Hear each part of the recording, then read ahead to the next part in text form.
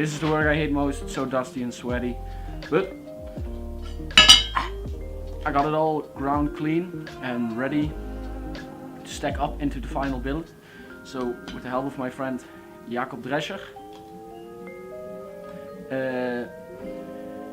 I forged out this billet into a very long strip, into a very long bar of 1095 and 15 and 20 steel. And now it's time to restack it, and I will add a few other fresh pieces of 1095 in it, so I have like dark layers and then the bright detail. So that's what I'm going for, and hopefully I will have a big enough billet to forge it out into the Yatagan sword. So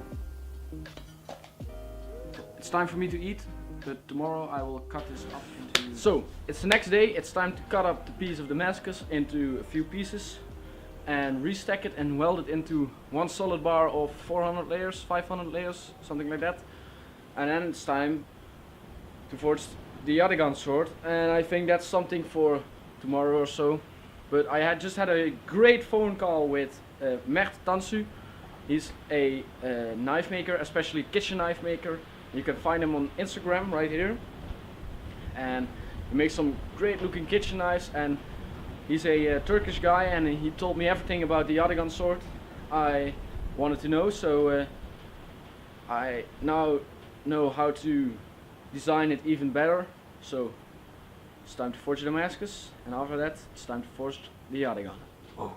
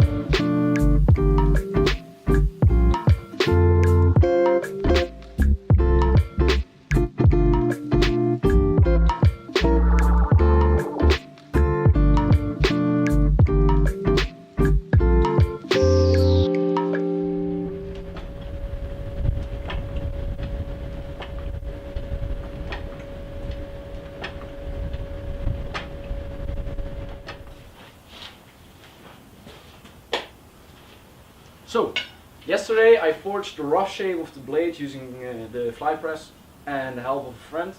So now it's time to forge the whole blade and refine the shape of it and forge in a little bit of the bevels and all that stuff.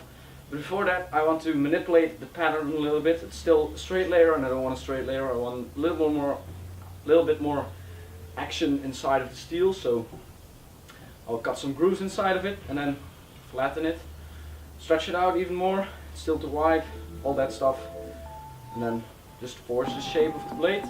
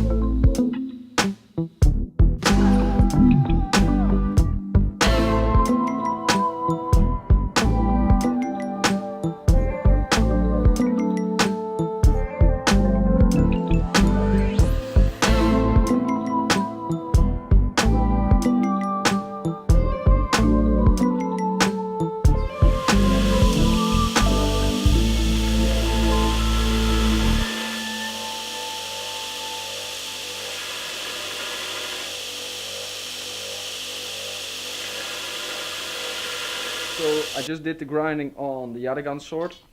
Well, I just ground off the scale off of the flats and off of the bevels, and I just cleaned the bolster area a little bit. I just want to leave it nice and beefy before heat treat because I just don't want to risk to warp this thing in a very bad way. So the next step is to clean the bolster area a little bit more with some files, and then it's onto grinding the tang and drilling a hole inside of that. So.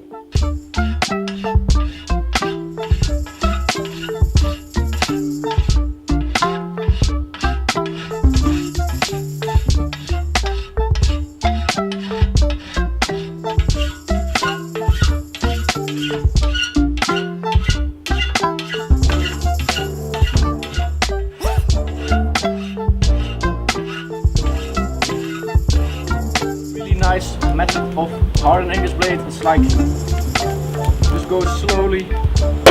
Ooh.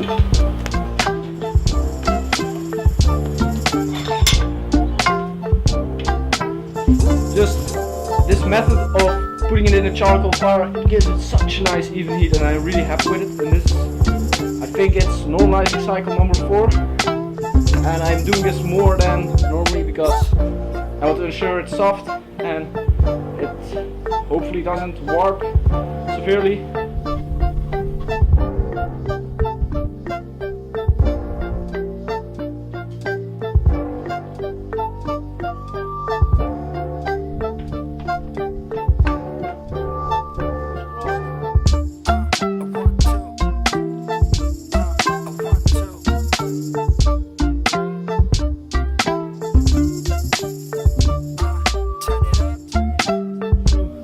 It's just skating a file like, and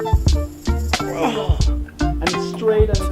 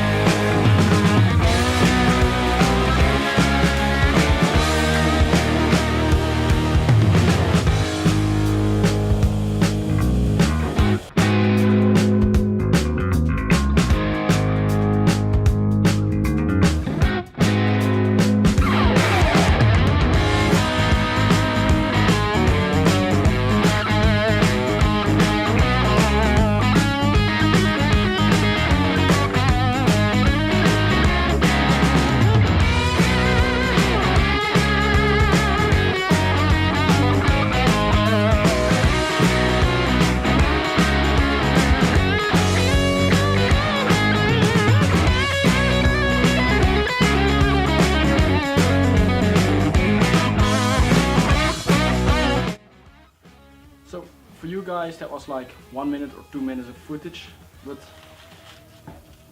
this took like 7 hours actual time for me to sand all up to 400 grit, and it's ready for etching.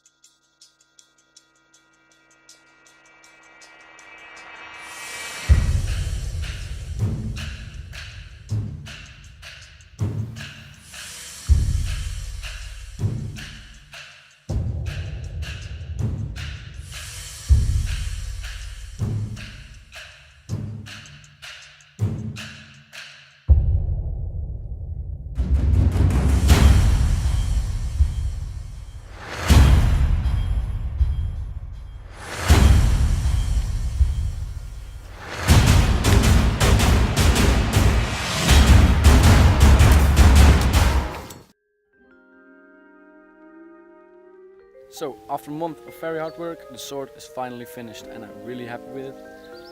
It's shiny and it's sharp and the ironwood is just fabulous.